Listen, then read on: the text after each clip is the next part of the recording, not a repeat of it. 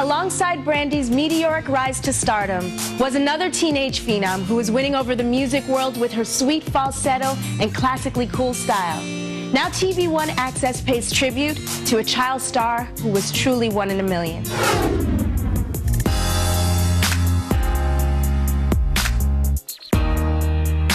I started at 15, and even though my family was a part of the industry and I knew something about it, it's totally different when the spotlight is on you.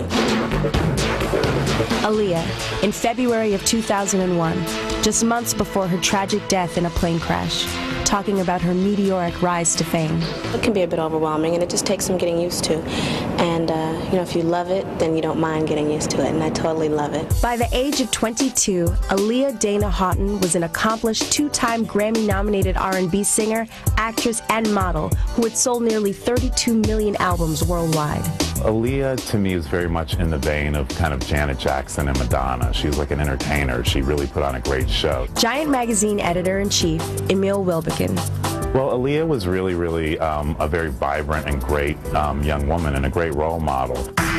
Raised in Detroit, Michigan, Aaliyah signed to her uncle's label when she was 14. She was just 15 when she released her debut album, Age Ain't Nothing But a Number, which sold over 2 million copies in the U.S. Now, when Aaliyah first came on the scene, I mean, she was hugely accepted, and her first single was, like, gigantic.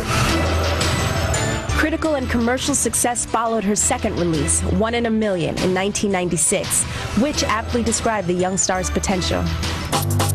But it was her third album, the self-titled Aaliyah, that saw the singer develop from a precocious young talent into a mature artist. I was 17 on One in a Million, so I was still in the teen category, and now I'm a young adult. I think it's an amazing album. A lot of upbeat songs, very edgy, very grown. Rolling Stone called it a near-flawless declaration of strength and independence, and a masterpiece of unbridled salaciousness. So the main difference is that you feel that I've grown, and I know that's said a lot, but it really is evident when you hear this album. You feel Aaliyah as an adult, as a young adult.